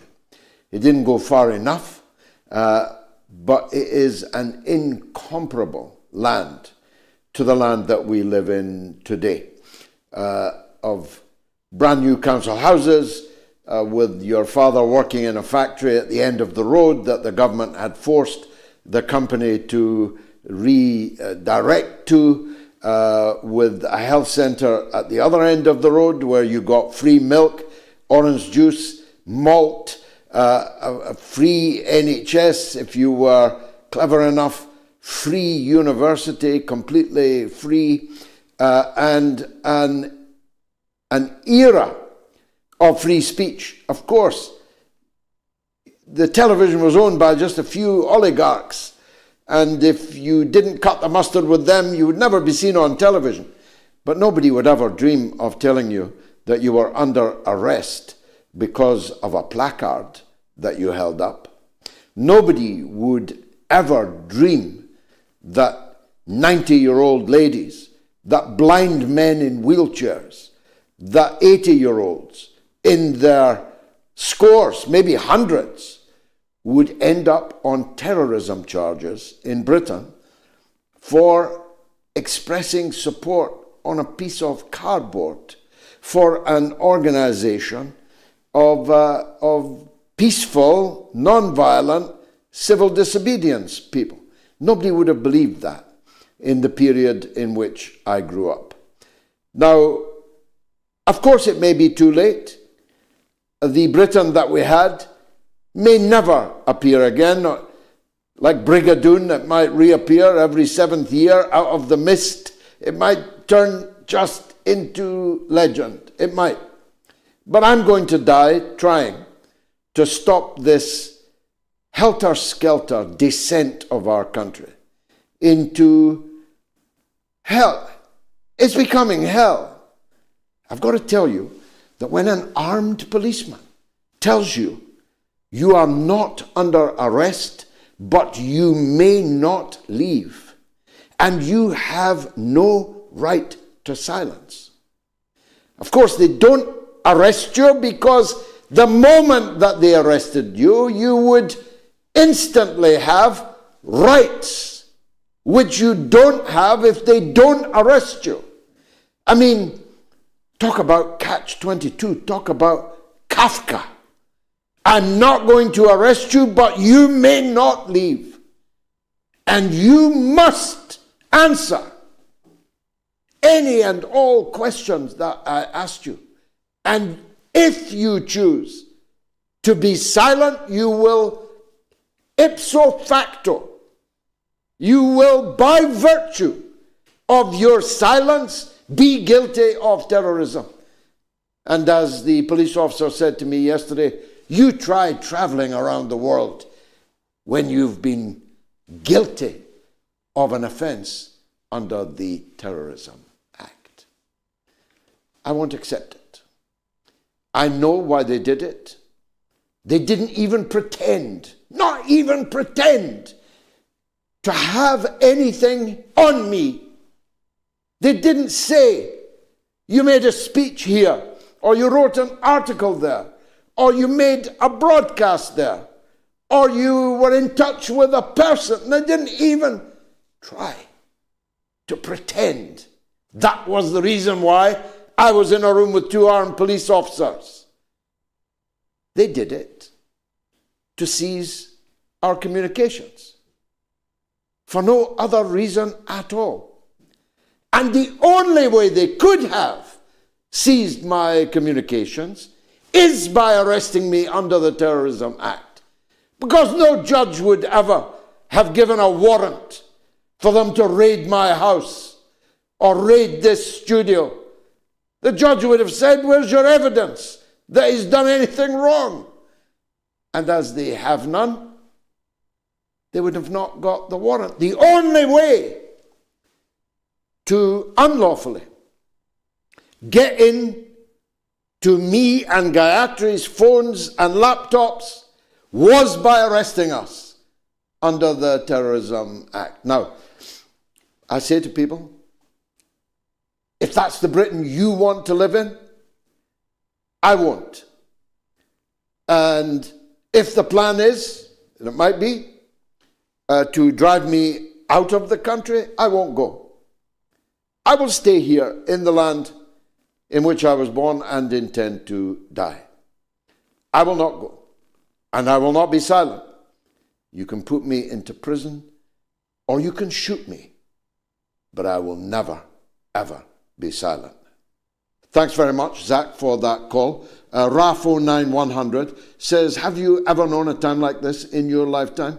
The sheer lengths the state goes to try and suppress free speech and try to punish those against worst genocide in years. No, I've never known a time. I've lived on this land for 71 years. Winston Churchill was the Prime Minister when I was born, and I have never known a time like this. Bhagavad Gita says, stop calling him Netanyahu. He is the butcher of Palestine. He's earned that name. And Jack Klugman, great name, says, they asked what Gayatri's nails mean. This call definitely came from Tel Aviv. Alas, Tel Aviv doesn't have to. Kimberly Jones says, well, Netanyahu did get a standing ovation, but probably not the one he wanted. Well said, Kimberly. Duly Noted says, can you reach out to DAG, Doctors Against Genocide? They could use all the support they can get there in Gaza. Ah, my good friend who just had 2 days of major operations to repair his broken back, our commander, the great Chairman Hawes in London. Hawes, congratulations in coming through your operation with flying colours. I heard your voice note that you were able to stand and walk today. Pick up your bed and walk. We need you back in the fight. What do you want to say? I've got better news for you than that, George. I am going to be going home tomorrow. I have been informed by the doctors that if my back epidural does not have any secretions, then there is no reason I need to stay in hospital and I can leave. So my progress has gone above and beyond what I was expecting. I was supposed to be in here for 10 to 14 days. My last operation was on Wednesday, and I'm going home. More importantly than all of that, I want you to understand how important a figure you are to everyone in our country. That when the news came that George has been, arrested, my message systems in Twitter just filled up with people saying, Hodge, what's happened to George? Hodge, have you found out? And I didn't know. I didn't know what had happened to you. And I'm just glad that it's backfired on them, that they've decided to pick a fight with someone who has, for 50 years, fought on the front of socialism, on the platform of anti-imperialism, and has fought for human rights and justice, like you have. And it just goes to prove that this state does not believe in any of the things that you've done. You've gone all the way from South Africa, where you were part of helping the movement of removing apartheid. You led ships to Gaza, to Iraq, busted places. You were received by 3 million people in Baghdad, and these people have the temerity to stop you coming in through the airport. The state lost. The state lost. On this day, yesterday, they lost the plot and they've lost everything. And all it's done actually is made us, the Workers' Party of Britain, come across as the common sense party, as the party that have not changed for anyone or anything. And all you've done is carry on with the same message of, we want to see the country change. I've seen pictures of someone from Reform, whatever his name is, Dice, standing there with an Israeli. Do we really want another Israeli government in charge of Britain? So, George, I can only tell you, as soon as I'm able to be up and running on a more regular basis, which I don't think it's going to be that long, I'm going to be back in the fight like you will not believe, and we're going to put candidates out there, and we're going to get done what needs to be done to make Britain understand that the Workers' Party and socialism, Tony Benn socialism is the only thing that we as the Workers' Party believe in, and we are not going to be doing anything that Labour or Tory or Reform, because all three of them have sold themselves down the river for hooky money, and that's what they are. I'm sorry I've taken so much time. I just had to get it off my chest because God bless you, Hoz. Like you don't know. God bless you. I love you like a son. I love you, and I'm deeply moved by what you said. And I ask God to bless the doctors and nurses that looked after you so well, and have got you back, literally back on your feet. Please don't rush. We need you back, not like a footballer that comes back too early and gets injured again. We need you at your full height and strength. And I'm deeply moved by the other things that you said. I told the police when they moved in on me, the armed officers, I keep repeating, armed officers. Why is that even remotely necessary? Why would somebody like me and of my age require armed officers, 5 of them, to come and detain me, not arrest, because they never arrested me, because if they arrested me, they would have had to give me my rights. So they detained me, not arrested. They held me, not arrested, for I had no rights. And I was in a black hole, Hoz. Anything could have happened to me. Nobody knew that I was there. They could have put a black bin bag on my head. They could have transported me to some black site like they did to so many others during the so-called war on terror. I'm very angry about it, as you can tell. I'm a gallant enough man to be grievously wounded by what they did to my wife. They didn't even tell me that my wife was also under arrest, that my wife was also detained, was also held, that she was actually in the next room. They didn't even tell me. I assumed she was out of the airport telling my lawyer, telling my mother, telling anybody that needed to know what had happened to me. But none of that happened. I did not even know. They did not tell me that they had also seized my wife. Now, I don't want to get all, Arabona and all that about it, but an injury to my wife is way more of an injury to me. And I will not forget it. I will not forgive it.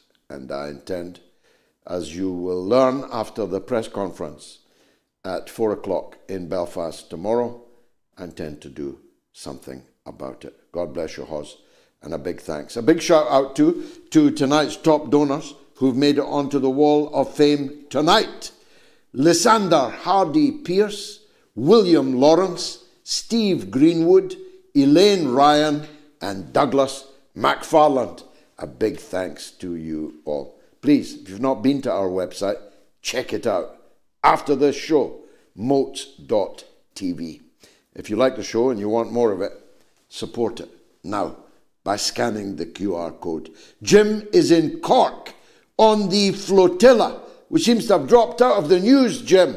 I'm very worried about what's going to happen next. Have you got any news? Hiya, George. How are you doing? I'm very glad to be on your call. I haven't seen it, haven't dropped out of the news, but that's the exact reason why I'm calling. I want to raise awareness with your viewers as absolute much as possible to please tell everyone that the flotilla will have arrived by the next show that you do.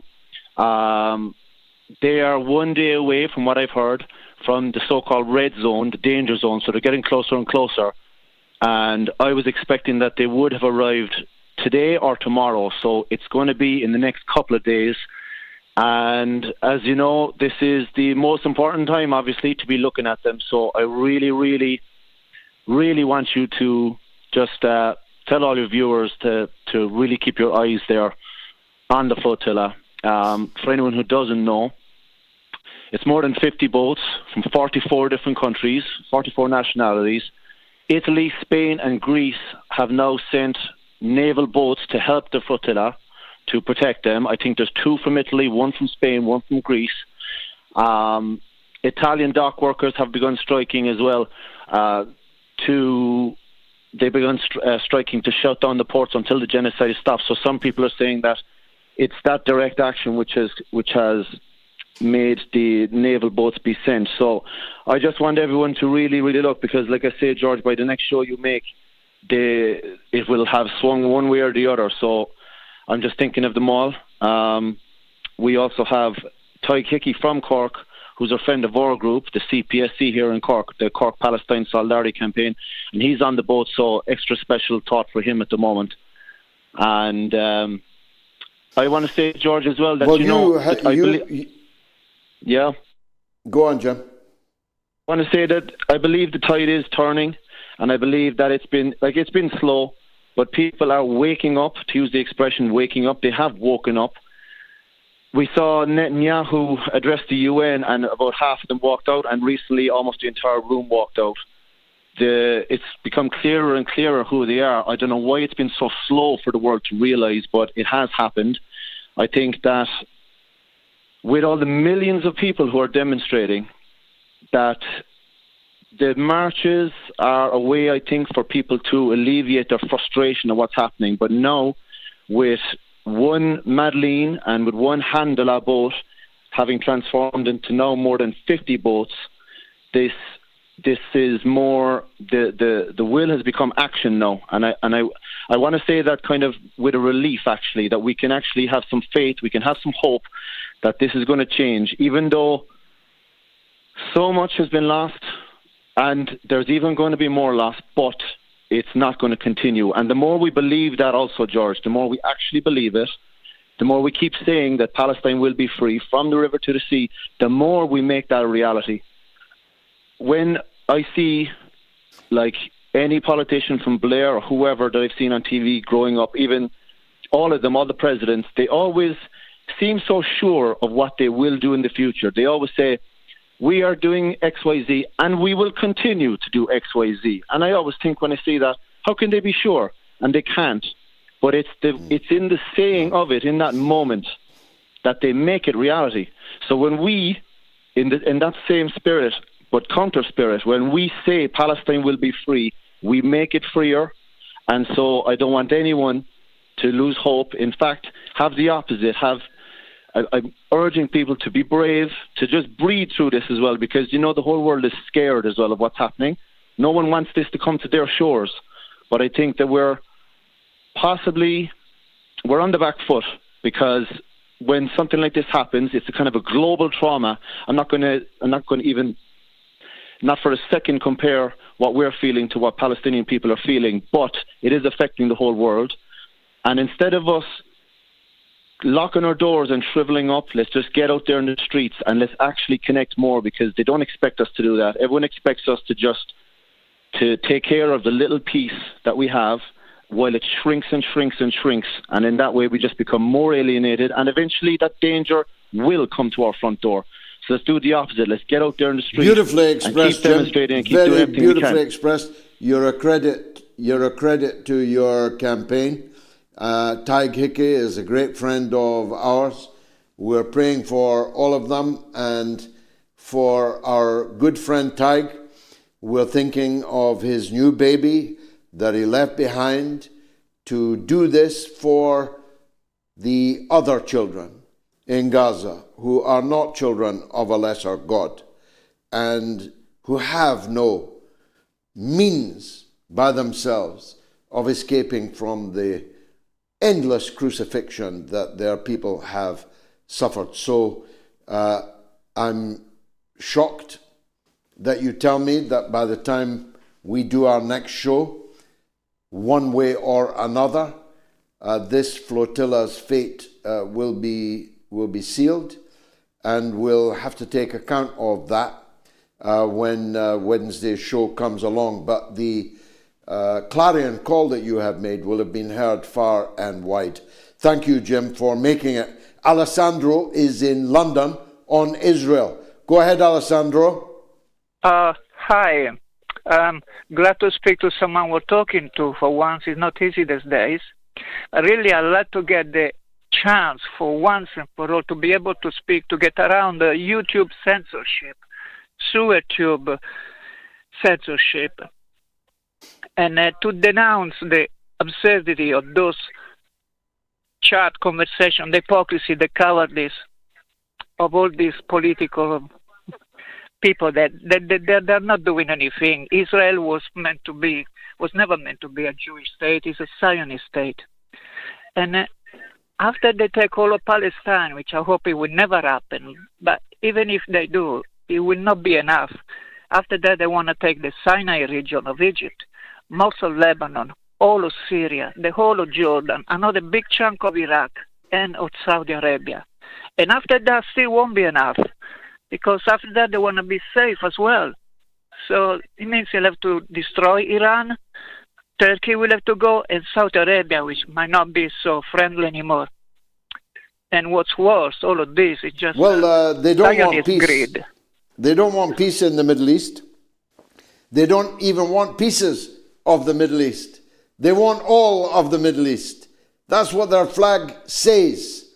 The two horizontal blue lines represent the River Nile in Egypt and the River Euphrates in Iraq, and everything in between.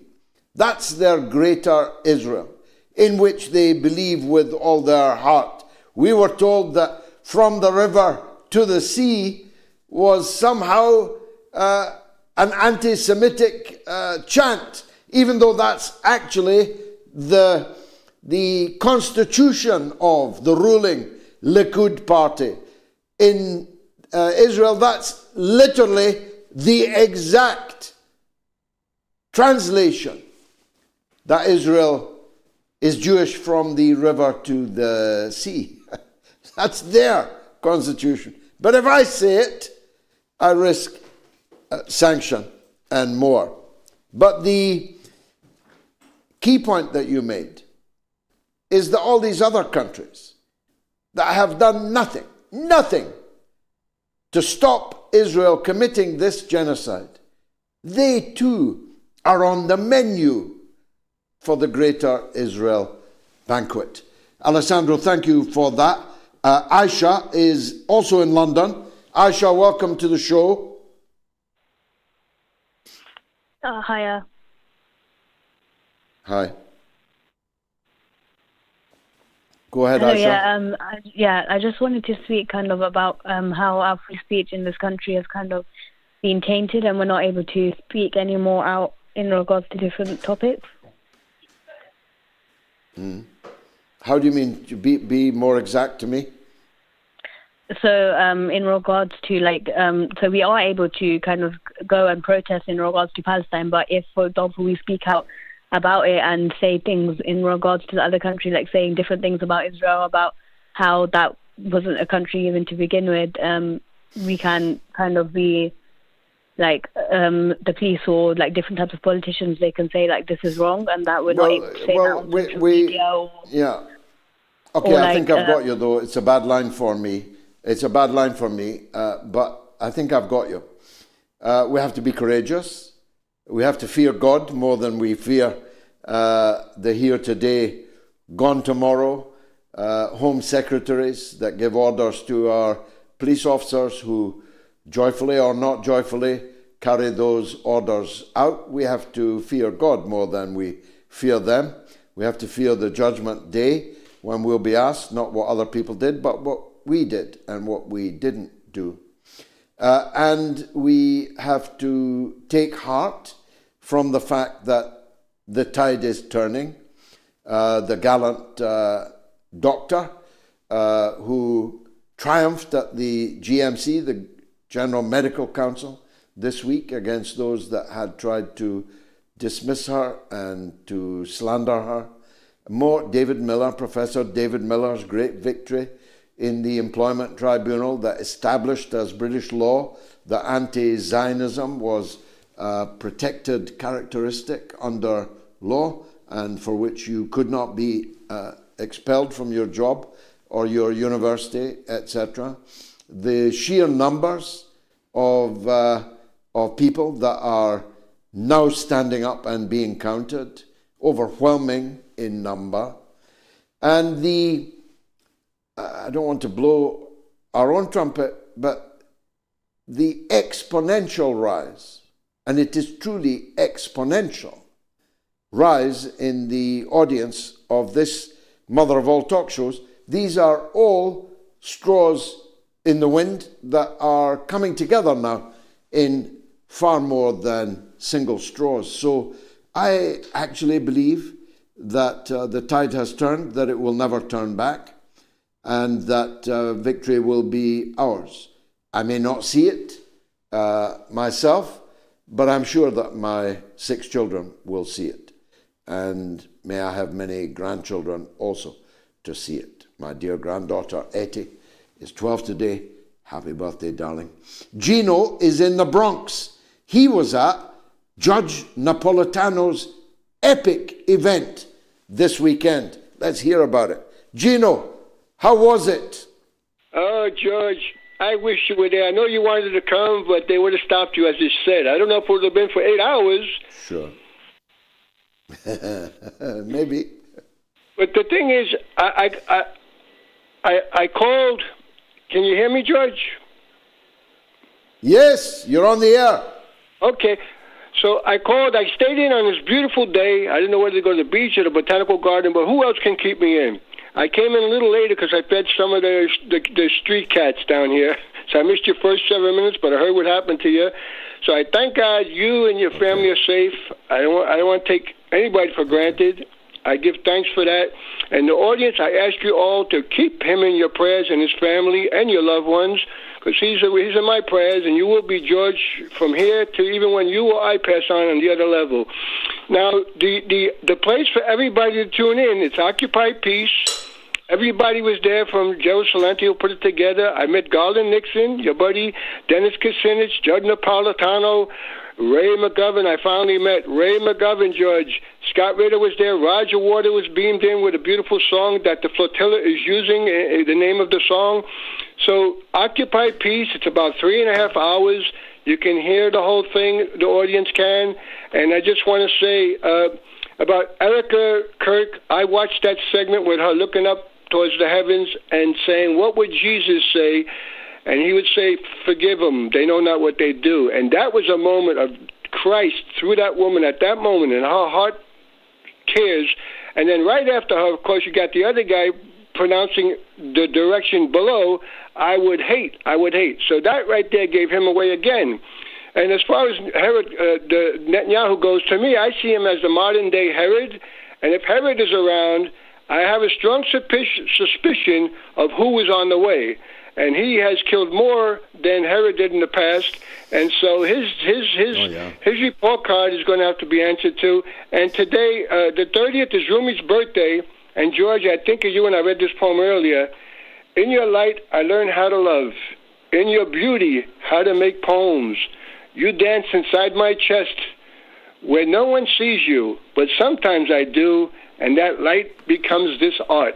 You, George, are a living example of art, courage, intelligence. I'm so thankful that you are still there and spreading that love light in the midst of the fear and the ignorance that's trying to stop you. All I know it does is make you stronger. So you continue to be in my prayers, and I thank God for you and your family. And the audience, please continue to pray for George, because him representing the truth, they are afraid, like doctors in the Bible is afraid of the light. They are afraid of what comes through him. It's more than George. It's the big guy. Thank you, George. Well, I'm speechless at your eloquence and your generosity of spirit, Gino, in the Bronx. And I echo the point you make that we should all take a look at the wonderful event in New York that was put on by our good friend Jill Salenti, Judge Napolitano, Scott Ritter. All of our best friends are there, and it's an event that I would dearly love to have been at. Gino is not the last caller, but I suspect Assam in Doncaster will be the last caller, because Gayatri's in the studio and she's coming up next. Assam, what would you like to say, my friend? Thanks for calling.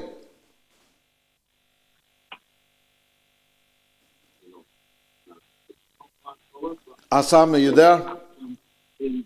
Sir, our concerns and our prayers are with you, and we really appreciate that you are standing for all of us. You represent all working class of UK, and we all are too grateful that you always stand with the oppressed people and with the true. You are the true, real voice of the British politicians, and we really appreciate, and we are proud that we are part of your political party, part of Workers' Party of Britain. Wonderful. And our prayers are always with you. May God protect you. God bless you, Assam. You're going to make me cry, so let me quickly hand over to my good wife, Gayatri, with the social media news roundup. Well, I normally ask you what's rattling, Gayatri, but it's kind of us that's rattling, not with fear, but with, I don't know how you would describe your emotion. Mine is anger. You're not quite as angry a person as me. How do you feel now? Well, like you said, I can't claim I'm unaffected. How can you not? After the ordeal we went through yesterday morning at Gatwick Airport, having had the long and tedious journey we went through, being this close to be reunited with our children, and then having been taken to this room, tiny room, and cornered in a catch-22 situation where you can't move left or right. You just have to look straight at the officers and their machine guns, and their pistols, interrogating you. And they engaged me in a political interrogation, asking me about me coming to this country, of course, not being born here, what I thought of Britain, Britain's freedom, democracy. They were the one who raised the samples of the arrests that are taking place in the UK for those who are misgendering people, him, her, and those who are holding Palestine action cards. And they say, would you say that the UK has digressed in its freedom? I said, well, you just put it yourself. When I moved in here 13 years ago, I would not be arrested for misgendering someone. I would not be arrested for holding up a placard of a certain organization that I would support.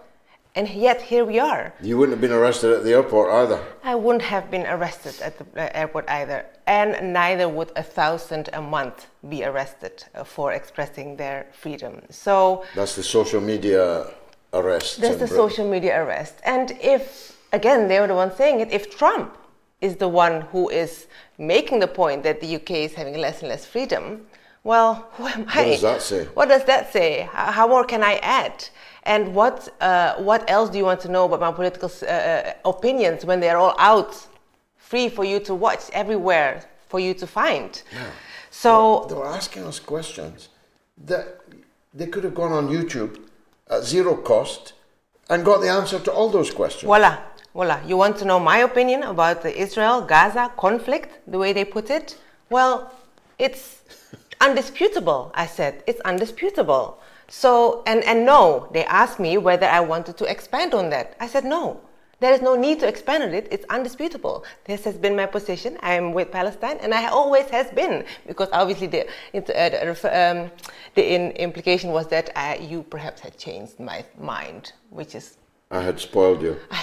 You had spoiled me. So, yeah, I expressed to them that as a mother of 3 British children, it is in my greatest interest that this country, in which our children grow up, is a fair and free country, a democratic country, as it often likes to claim it to be.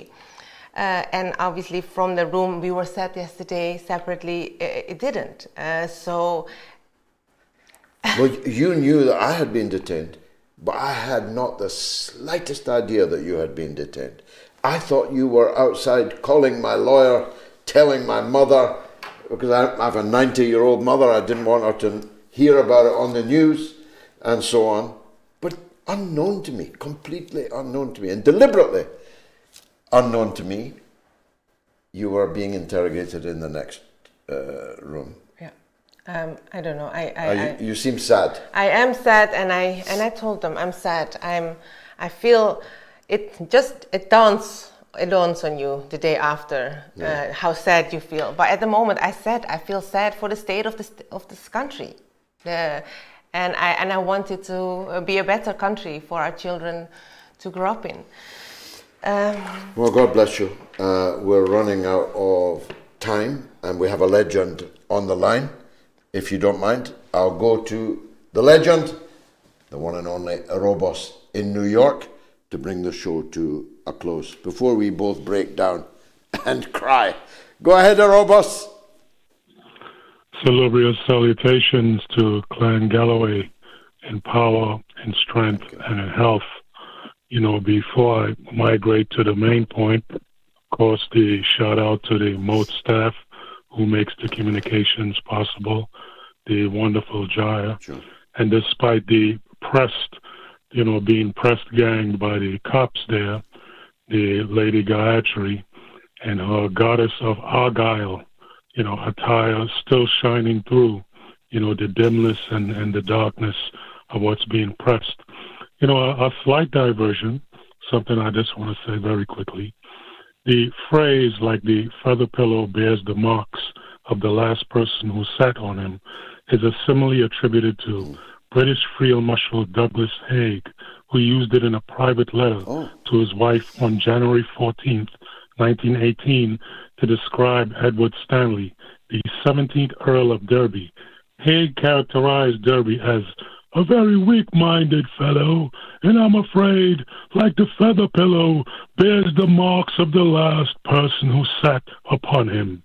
So I just a slight, a little light diversion there, and on to the main point. No, but it's a proper correction. I need to look it up because I've been attributing it to the great Oscar Wilde.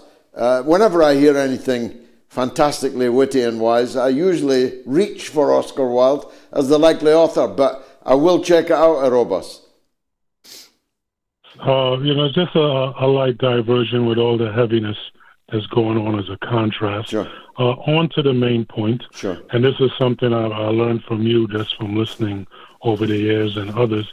The foreign policy of the West, of the United States and their forebearers, Great Britain back in the day, their foreign policy becomes domestic policy. What they've done to you, it's one of the last top pegs of people they wanted to knock down. And you mentioned that they can't intimidate you, but it was a message more to the entire public, to everyone else, to intimidate them. And as Uncle Haas had mentioned there, more power to his relief and to his back. You have the Workers' Party, and the Workers' Party, this is about intimidating the workers, working families, working individuals, and if they can intimidate the masses, because they wouldn't be getting away with this if the people said no, if the people stood up.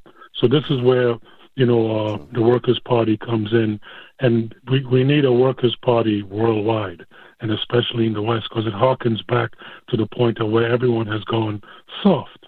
Everyone, between what's happening in Gaza and what's going on there, they're trying to domesticize what they've been doing for a long time. And if people allow it, it shall continue.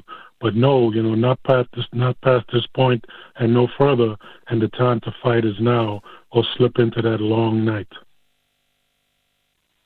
Beautifully expressed as always, fantastically eloquent. I haven't gone soft. Indeed, to quote Ho Chi Minh, calamity has hardened me and turned my mind to steel. And my newly fortified, galvanized mind will be overnight and tomorrow in Belfast, will be planning my next move. And Shabanamahmood, Keir Starmer, and whoever gave the orders for us to be treated in the way that we were at the airport yesterday, you ain't seen nothing yet. Thanks for watching the mother of all talk shows. I think it's been a wonderful show with great guests, great callers, and I don't think anyone who watched it will quickly forget it. Thank you for watching. God willing, we'll be back on Wednesday with the midweek mother of all talk shows. Until then, may God go with you all. Thanks for watching.